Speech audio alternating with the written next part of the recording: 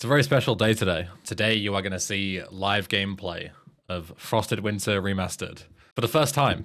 Very hyped, but very nervous. A lot of things to say first before we get into it, okay? The only gameplay that you've seen so far is from the trailer and a couple of the first missions from the June update video if you watched it yesterday. If not, you should probably go and watch it after this, of course. This is a project that I've been working on for a year now, give or take a few months, because I took a bit of a break from GTA Marathon. It is in a good state, but it is not in a fully finished state, okay? The reason why we are beta testing it is because I am not releasing it to the public until it is fully done, okay? There are bugs, I'm aware of them, and there are some I'm probably not aware of as well, right? So, the point of today is to go through and basically note anything that we see, right? Main missions only, because that's all I'm interested in right now. I don't care about the side stuff, that can come later. The important thing is that I want to be able to do a full main story playthrough without any glorious bugs. And when we talk about bugs, I mean like the game crashing, soft locking, missing GXT strings. That will be quite common because it's obviously a massive fucking GXT. GXT meaning like text. There is likely going to be a point where like the text is supposed to show and it says that line is missing. Things like that. Basically, it doesn't matter because I've made this project, right? So I will know what to do at any one time. But eventually some other testers are going to play this and they will have never played this before in their lives.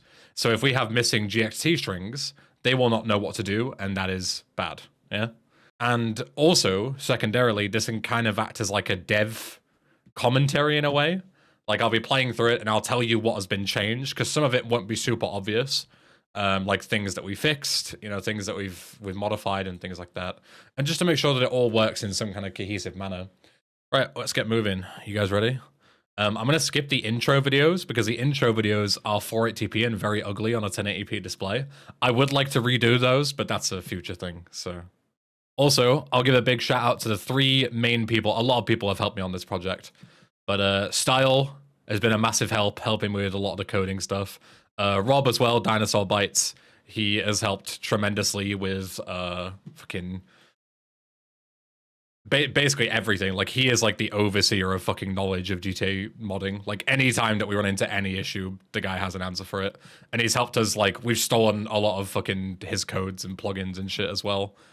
So we don't have to write it ourselves. And finally, Mai. When we boot up the game in a second, you'll see that there's all new HUD assets and menus and stuff. Mai has created all those from scratch. They're very impressive. I'm useless when it comes to art, so thank Mai for those. All right, let's go. So there's no voiceover, so I will read the voices as we go. There will be voices soon, yeah. It's also worth mentioning here that, again, full disclosure, this is a remaster of a mod, not a remake. I don't like this intro sequence. I don't think it makes a ton of sense. I think this whole section is a bit silly. But I don't want to rework the entire story because that would make it into a remake. I still want the story to be the same. One of the first things I changed here is I got rid of the rotating camera because it was very nauseating, so now it just looks at him straight. Yeah, the camera does stutter. I don't know why. I've noted that down. This is the radar. Use it to navigate the city. This is your health number. It shows how much health you have. You can also get some armor. The number will appear next to your health. That's all GTA 3 vanilla. This isn't. If you die, you can purchase your weapons back for a bribe. Skip cutscenes by holding the Enter key. Hold the Alt button to walk. This is part of classic access. I don't know why you can, but you can walk for some reason. But yeah, so we've added some stuff in. You can buy your weapons back, similar to VCS. Should you die, I think it's $2,000, same as VCS as well. We've also added in silent patch, widescreen fix, as you can see. Classic access, which allows for you to be able to move your camera around inside the car. Autosave, a bunch of other things like quality of life stuff.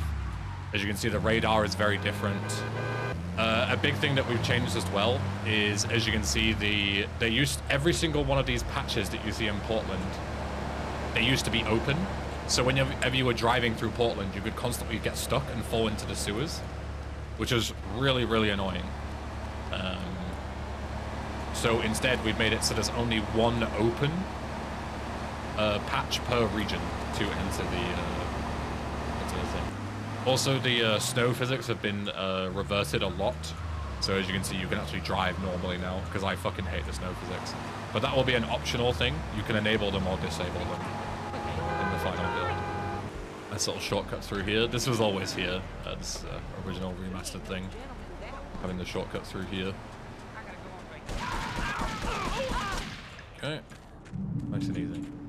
If the weather changes at any time or it goes dark, that's because of the autosave. It autosaves to mission 7, and it moves it to 6 hours ahead of time. So there's a new safe house.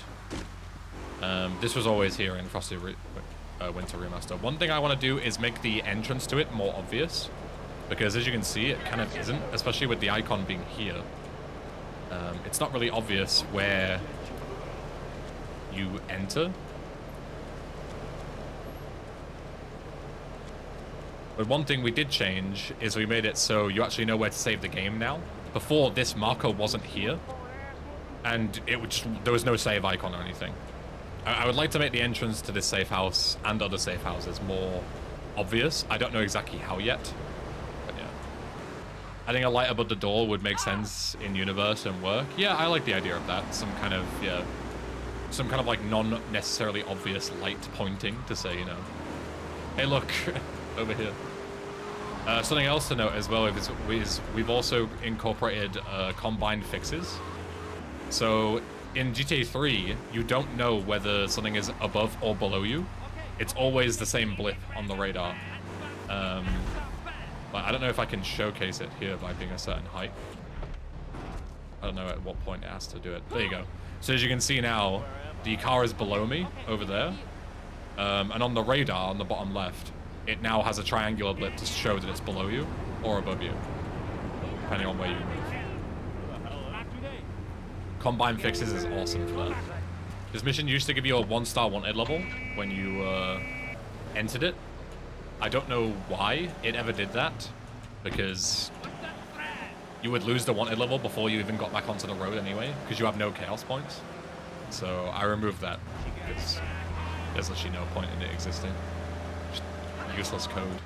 We also made all the markers visible. So as you can see here, this was never visible before, so you had no idea where to park. Sometimes a text box with an additional mission objective, AMO, will appear. You can completely ignore them if you wish, they're optional. But if you complete any AMOs, you will get a greater reward after passing a mission. Make it in time for a bigger reward. This is something that I really like. I wish there was more done with them, the additional mission objectives. So now I've got a timer, but I'll get less reward. I don't fail the mission if I don't make it in time, but if I don't make it in time, I will not get the full reward of the mission. I think that's a really cool way of doing things, like optional objectives, similar to like gold medals in GTA 5.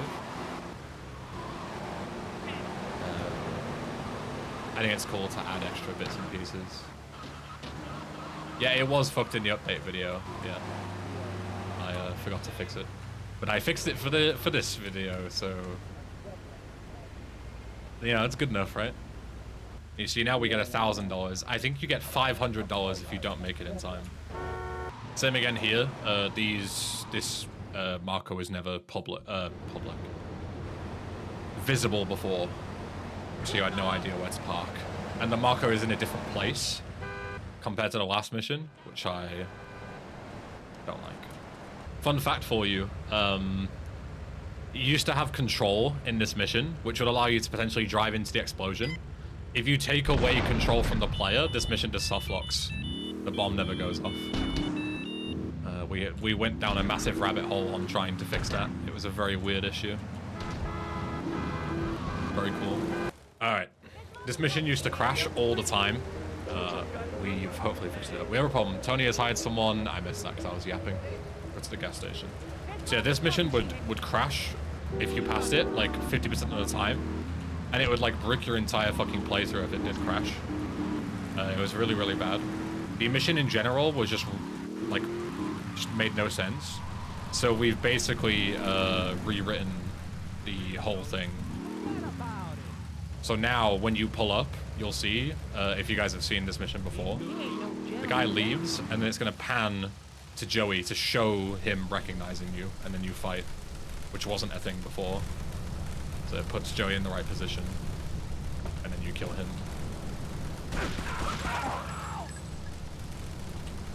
And the game doesn't crash, which is the most important part. Game not fucking crashing. Was the health indicator in before? That's a classic Axis thing. So it's from San Andreas now, so the health indicators exist when you aim at people. All of the bits and pieces like that are from classic Axis. The San Andreas shooting system is all implemented, which is really nice. It would be cool if a reward for beating the mod 100% is added. That might already exist. We found some remnants of it in the code, Bayron. But it's a very weird reward that you would probably never find. No crash in the tunnel so far. They come way later on, so we'll see. Can't wait to see Ghost Hide. Ghost Hide is heavily rewritten. I think you will like it. One of the few missions that have been basically rewritten from scratch. Wu and Jian were the original names of the two Yakuza mission givers here. I hated that because they're Chinese and they're Yakuza, which is supposed to be Japanese. So what I did, yeah, was I named them from the Yakuza series, so they actually have Japanese names. So now it's Daigo, and we'll meet the other guy later on during Twins. One change I made here as well is when you pick up the sniper rifle, you only get 1 bullet in vanilla. I think that's quite stupid, so I gave you 10. Because I don't know why you would only get 1 bullet. And especially with 3 shitty aiming grid systems, I don't like the idea of you missing a shot and just immediately failing the mission. I think that's silly. Is the asset prices changed? Yes. We will get to that later. Also, as you can see, we've redone some of the icons as well. So now the Yakuza... Also, there's a map. I forgot to say that. Now, as you can see, the Yakuza is here. I don't know why Staunton is grayed out. Like, it's not unlocked. We're going to look into that eventually. I don't know why, but yeah. But now there's new icons. And there's also different icons depending on the Yakuza mission givers. Before, they had the same icon for 2 different chains of missions, which was very silly. But now we've got different ones. What was that text at the top? Oh yeah, the guy who made the radar skin, the guy on the bottom left, yeah, he has this with his credit on it. I plan to speak to him to ask if we can keep his credit in on the top, but remove this text, because it's just weird. Like, I understand why you put it there, but it's also got, like, this fucking city and stuff that he lives in, which is, like, really weird. So, I feel like it would make more sense to say, like, you know, HQ Radar was made by this person. That's it. Rather than his fucking... like, fucking docks or whatever. Cars are always unlocked. Oh yeah, that's a good point. Yes, they are. Anything with a lock chance no longer has a lock chance because that's bullshit and I hate it. So, cop cars, ambulances, fixed spawns, they're always unlocked now. Oh, this is my first ever change, by the way. This is Babby's first ever thing that I added. So when you start the mission, it spawns in a Sentinel here. Because you need a 4-door car. And nothing else here is 4-door, apart from the cop car, which you might not have. Apart from the blister, but fucking blister shit. Landstalker. So I added an extra car in. There you go. Monumental. Babby's first GitHub issue. Solved. Hey look, it's the other brother. Let me introduce you to my brother, Katsumi. Actual Japanese name. There is something I need to do first. Drive me to the apartments north of Belleville Park. Can do. This mission required a lot of redoing and testing, because the AI was like completely fucked. If you got too far away from Jan at the time, or Katsumi now, you would just fail the mission immediately. And if you got just before the failure range, but then came back into range, you would soft lock because he would just get stuck. He would refuse to enter your car again. So we had to like redo the AI for this and properly tie them to the player. Very annoying. And before, he would also walk to the car, which would make him very easy to get thrown out. Whereas now he runs, so we can actually escape. But yeah, so now you can get missions from these two guys at any time. We've also given Kasumi a blue Yakuza icon, and then given Daigo a red one, so that you can differentiate between the two. Also, if you guys remember my Frosted Witness speedruns, in vanilla, you can buy assets at any time. Anytime you want to. You still have the option to do that in the remaster.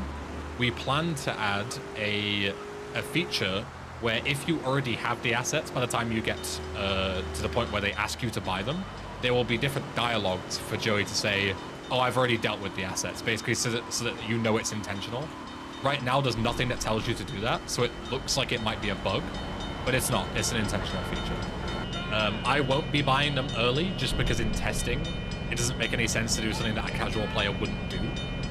So I want to test it as though I'm playing casually. Do all the Act 1 missions first, then all the Act 2 missions, so on and so forth. But yeah, the plan is to eventually tell the player that they can do it in whatever order they like, and the game will actually react to the order that they do things. But that isn't currently implemented yet. One thing I'm not a big fan of in this mission is that you're not really equipped for it. Like in terms of guns, destroying trucks is difficult. You do unlock grenades and ammunition, but a player might not think to go there. If you have a cop car, then you can use shotguns. Why is this guy driving? What the fuck? I've never seen this guy drive before. That's weird.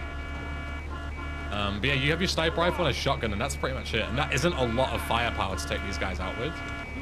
So I'm not a massive fan of it. Is this guy a thief? Did he steal it? He did. Wow, a random thief stole the van. I've never seen that before.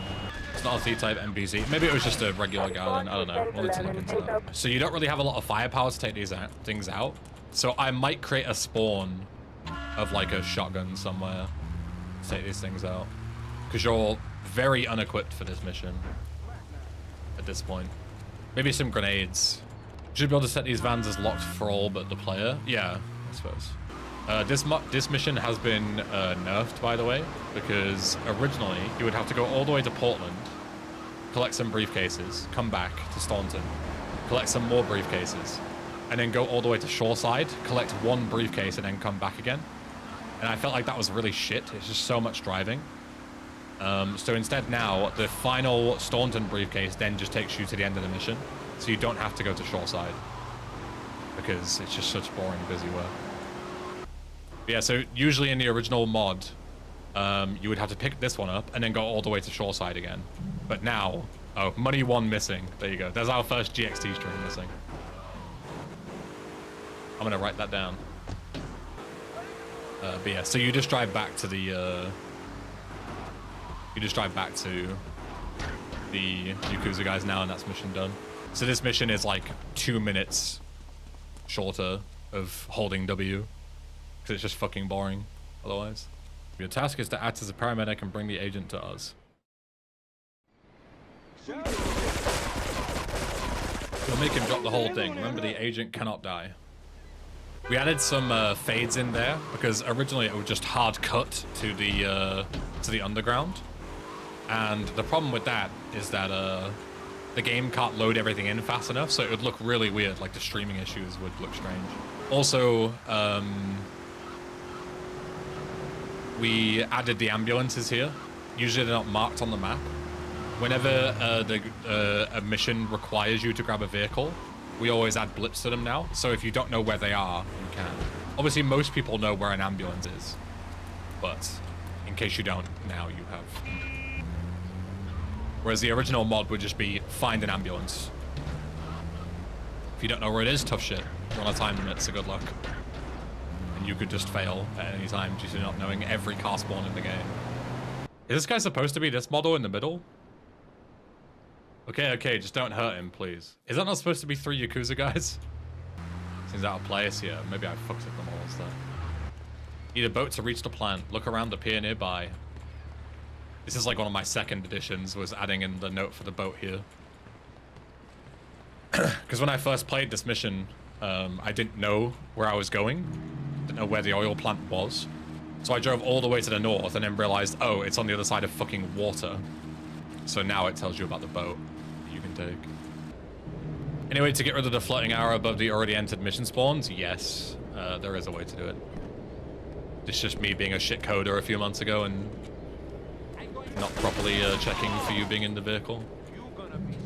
As I say, these are like some of the first things that I ever changed, so they're likely not good execution.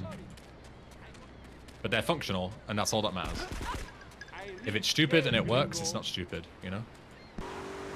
There's quite a few changes in this mission. Number 1, there's no longer a timer, which there used to be, which was stupid because there wasn't really any need for a timer. Number 2, there is a fixed gang car here because you need it to get in, and relying on an RNG spawn is stupid. And number 3, there aren't nearly as many enemies here now. There is literally half as many enemies, and they're a lot less accurate. There's already quite a few here, as you can see. 6 different guys. There used to be 12 shooting you all at once with AKs. It was very stupid. Also, this used to not have collision. Now it does. Bunch of fixes in this section. Bring the car to the place. So we still got place everywhere. Bring the thing to the place. Because we haven't fully fixed that up yet. This mission has also been changed quite a lot. Find the hostage before his car blows up. He drives a Kuruma and is in a back alley somewhere in the red light district. So now, as you can see, this mission, yeah, was a certified banger in OG Frosted Winter. So this mission in original Frosted Winter was just, it didn't even tell you where he is. Just somewhere in Portland, you just had to find a car. There was no indication of where it was. So now, we've added text that tells you that it's a Kuruma somewhere in the red light district to massively narrow it down, so that you're not just driving around Portland aimlessly. And also, there's a proximity meter, now as you can see on the top right. So once you get into red light district, the proximity meter will increase and you can actually find out where the guy is. But now you drive to the red light district, and you can see the proximity going up and you can find him. And, obviously, I know where he is, because I've already done this mission before. You can see once you start going towards the alleyways, you're pretty close. So you can look in the alleyways. That's not a Kuruma. There's a Kuruma here. Ah, there's a Kuruma. And you can figure it out. There's a guy inside it. This is probably the right car, and it is. I deactivated the bomb. You're safe now. Oh god, thank you. Can you take me home? I'm too scared to go alone. Bring the guy to the place. We still got to leave some classic go to the place. And, this used to be a really good cutscene, by the way. Are you a priest? I am, yes. Thank you once again. I owe you my life. God bless you. He used to just say yes, and the mission would end. Are you a priest? Yes. And that would be the end of it. This mission is brutally difficult in the original. They all have AKs, are ridiculously accurate. And have AK. Did I say they have AKs? Yeah, AK is ridiculously accurate, and armor is what I meant to say. It's still pretty tough. They're still fairly accurate. But nerf weapons. But you still gotta be careful. Definitely bring armor. There are a lot of guys. I might further nerf this, depending on how other players get on. So obviously these kind of missions are hard to know if they're like properly balanced or not, because I know where everybody spawns, so I can easily kill everyone. Whereas someone like Josh, who's like never played it before, might not expect certain spawns and die to them, which will be kind of cheap. But they also might prepare a lot more, so it's hard to tell. We've also changed this lady to a generic NPC.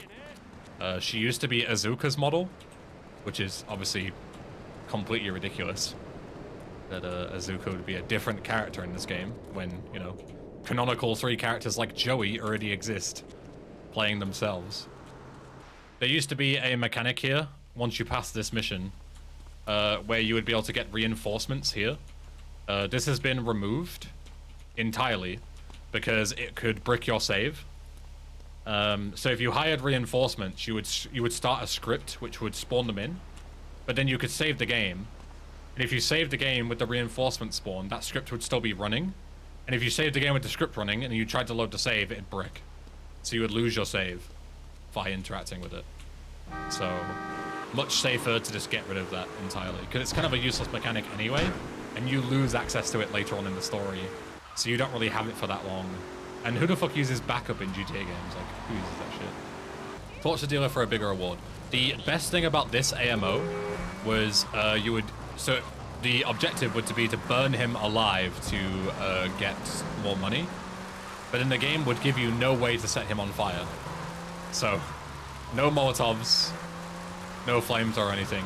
You would have to go to like Shoreside Vale to get a flamethrower, or find a Molotov spawn somewhere, and then go and set him on fire, which is such a waste of time, such a small amount of money. But I gave the player Molotovs now, so now you have the option to do it if you'd like to. And then to add icing to the cake, you unlock the flamethrower in Shoreside after you do the mission. Go to the place. Classic.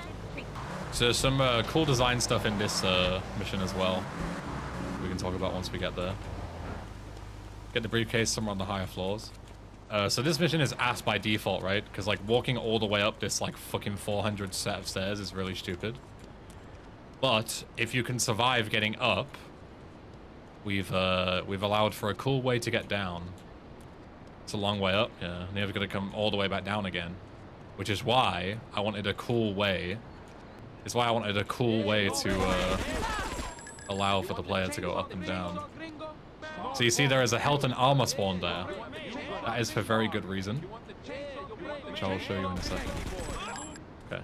So you grab the health and the armor, yeah? You grab the briefcase, and now you gotta get down. So what you do, is you have a look for the, make sure I kill this guy. You have a look down. You can see a path down, and the reason why we give you the health and the armor is because it gives you just enough health to drop down. So if you go here, you have 200 health. You can go down here. You can go down here.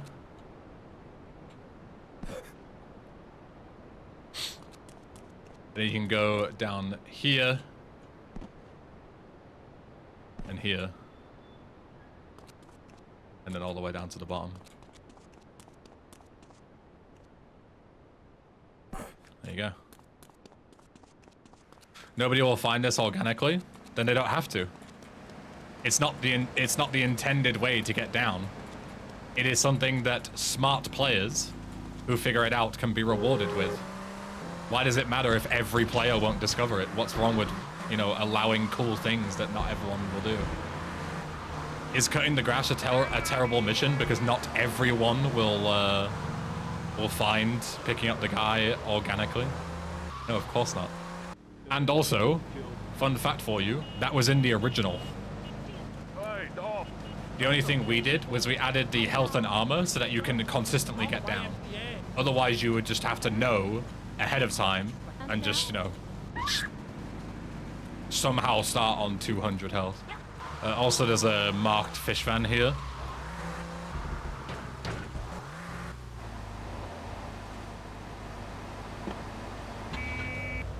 So you can gain access to the fish factory without having to randomly stumble upon one, which is just shit gameplay. Go to the bridge. Biggest change in the entire mod. I'd say probably the biggest change in terms of fucking fixing stuff. Again, I really don't know what to do for this. This guy's gonna fuck me up. They have like AKs and stuff. I have to be careful. Alright. Something's not right. So this is probably the biggest change in the entire mod, I would say. So, what's gonna happen now? I mean, I'll show you, in case you haven't seen it.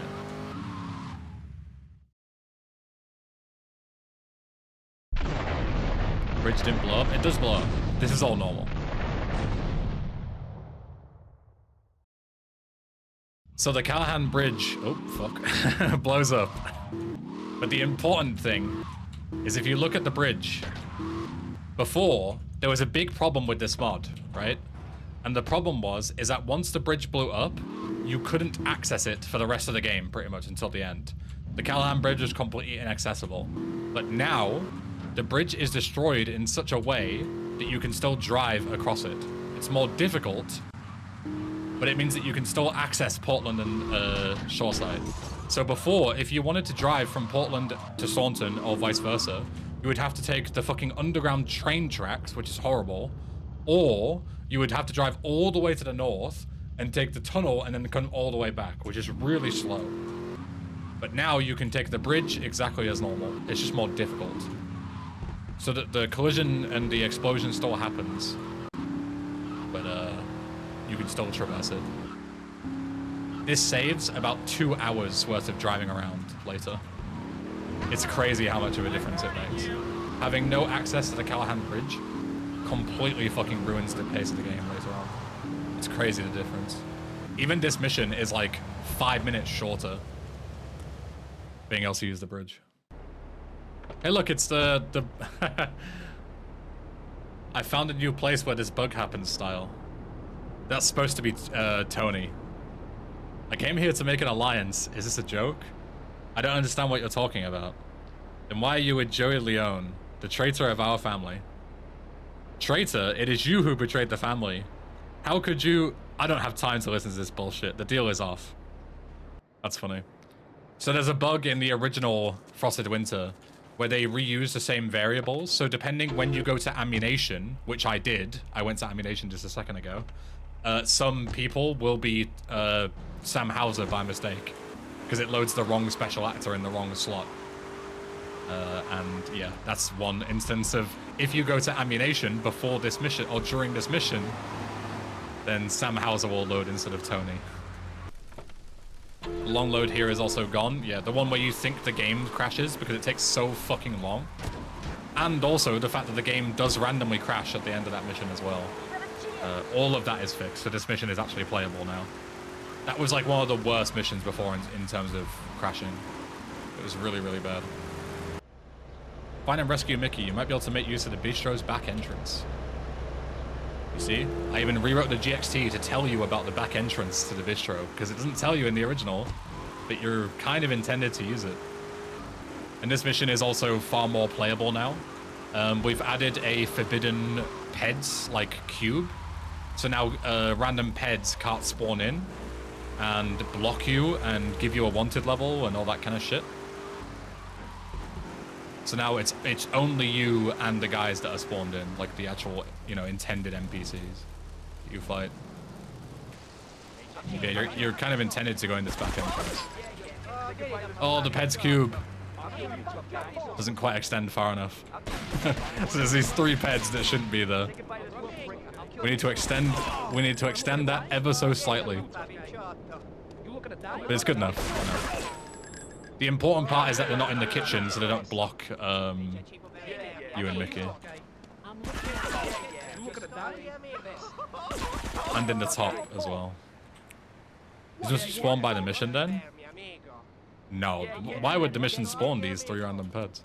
I don't know about that. We need to leave. No too dangerous. I know a safe place in Wichita Gardens. Let's go. I also really don't like how difficult Mickey is to get around here with the fucking shit GTA 3 AI.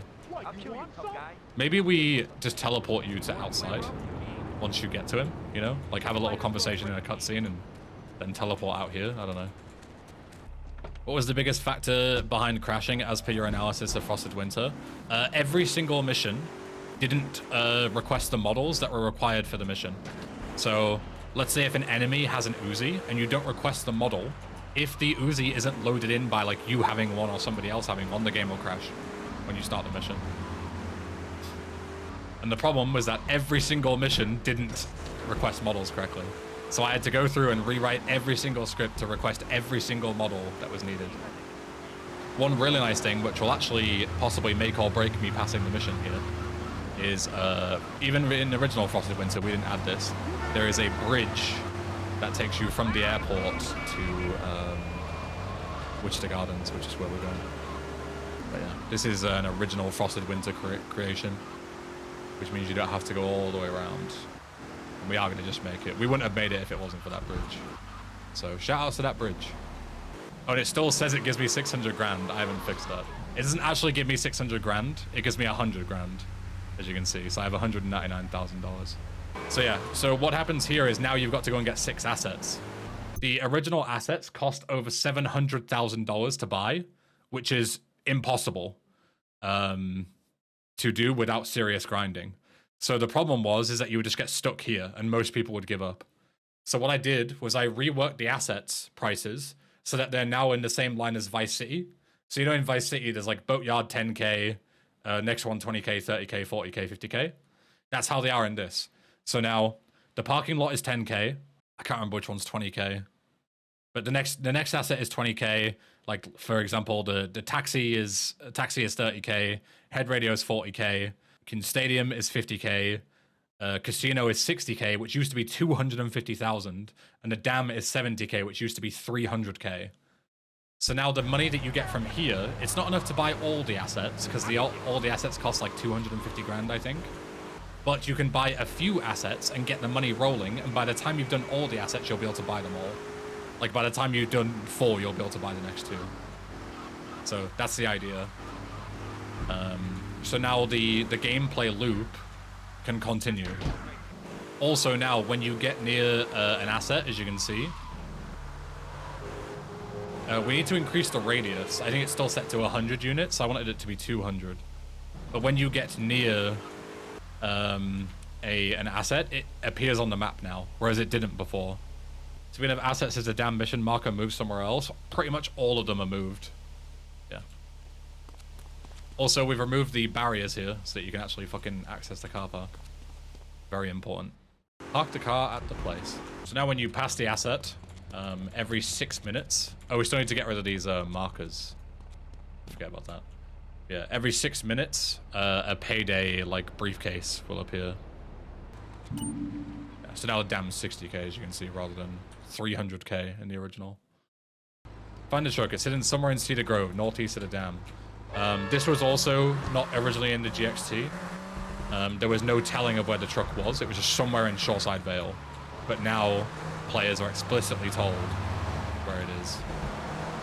Well, the general area, at least, in Cedar Grove. And just in case you don't know where Cedar Grove is, northeast of the dam, which you are at, so... Previous mission had proximity as a bar, this one has truck, pretty inconsistent. True, we should just change it to proximity. That's because this one is original, in the original game, and then we copied it to the previous mission. Yeah, it's nice here as well, because you don't know exactly where in the dam you want to be, but being able to look in the map is really nice. I think casual players will use the map a lot. Truck 2 missing. Hey look, we got another one. Truck 2. Need to write that down. I also might consider getting rid of such the high wanted level here, because 5 stars is just pure bullshit. Like, look at this. I'm just getting fucked by these guys. It's like pure RNG mission. Find the truck and extinguish the flames. Fire trucks are usually parked near the airport entrance. Again, here we gave the player an option to get a fire truck. This one is like GTA 4 style. You guys know when you do that Faustin mission, we need a police car, and the police car comes along. Well, there's a convenient wreck here now. So then the fire truck comes along, and you can take the fire truck. GTA 4 style. And then you can take it straight there. Or you can go to the airport, as the GXT says. But before, it just said, find a fire truck. Didn't give you any guidance or spawn one in. It was just, "Lo, I hope you know where a fire truck is, otherwise you're gonna fail the mission." So now we've got 2 ways of doing it. One scripted and one not, which is nice. Car 6 missing. It seems to be all the trucks and car ones, rather than the actual GXT, which I guess is good, like the actual mission dialogue. Also, these barrels in the back are now custom barrels that we made specifically for the remaster. The reason for that is because originally when you filled them up, they became red barrels. So if anybody shot at you, which you get a wanted level, so the police will shoot at you, they would blow you up and you would just be insta-killed. So now these are dedicated oil barrels that have been made just for this. Custom assets. Go to the illegal petrol dealing point. Yeah, so now we see, we get cops. So if a cop shoots at you, you would previously just instantly die. But now we can do the mission as normal, without the chance of getting instantly killed. Holy red sky, look at that. Looks like fucking Armageddon. Jesus, that's quite petrifying, that. Imagine looking outside and seeing that. It's one having a barbecue in upstate Liberty. It's one hell of a barbecue. Frosted nuclear winter. Nice. Barrel 1 missing. Why does it even play Barrel 1 here? Okay, noted. Damn missions are fooked. They need a bit of need a bit of going. Truck 1 missing. Alright, truck 1 already. What is it with people on this corner and just driving off? You see that? That's twice I've seen a car do that now. Oh, you bastard. Hey! No! Stadium missions, yeah. Stadium missions are ass. But then again, so are casino. So, you can't really win. Oh yeah, a really cool thing about this is if you got in the bus and then got out, you would instantly fail the mission. For some stupid reason. But now it just says, don't abandon the team or whatever. Yeah, don't leave the fans. Drive a really slow vehicle all the way to the other side of the map. It's like one of the worst missions in the game, by the way. Man, I have a lot of work to do today. Just like random errands that don't make any sense. Go to the place. My car is up here. Has the security for the World Finals been arranged? Everything has been done. Oh yeah, I don't know why fucking Joey doesn't stop moving here. That looks a bit daft. This is one of the rare instances where we actually removed the AMO, the additional mission objective. The AMO here was to not get spotted, but I'm pretty sure it's impossible. Because going down here without getting spotted, there's so many of them that swarm you. Like, I don't understand how it's possible. It doesn't make any sense. So we got rid of that mechanic.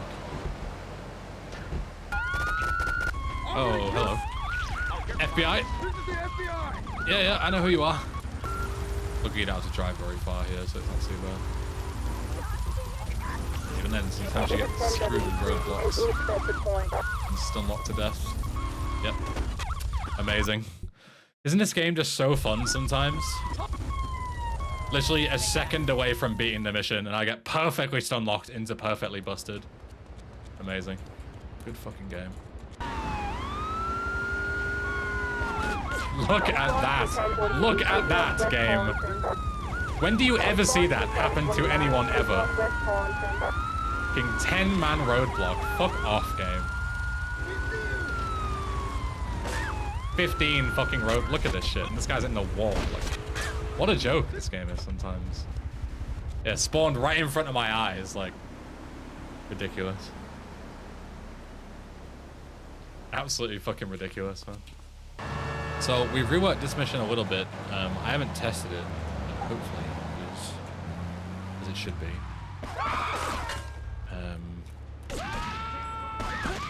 Why do I get 2 stars for that? Okay, this doesn't work. Okay, never mind. Instantly get 3 stars even though I didn't fucking commit any crimes. Oh, 2 stars right. Alright, never mind. This mission is still bugged.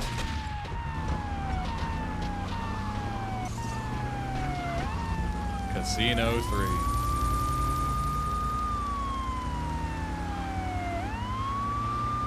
The idea is that if you kill everybody in the airport, you will be able to lose your wanted level, But if you don't kill everyone when escaping, then you will get a wanted level when you leave the airport.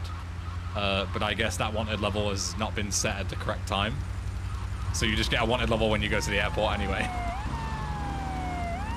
That is a slight miscalculation. So the 4 dudes after the cutscene only? Yeah, it's if these guys pull up on you, if you kill them, then there are no witnesses, right? That's the idea. If you kill these guys, then there's no witnesses to see you commit the crime, so you don't get the wanted level.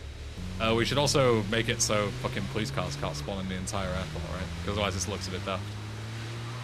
Otherwise this looks a little bit silly, champ, with that guy just driving around minding his own business, watching his friends getting slaughtered.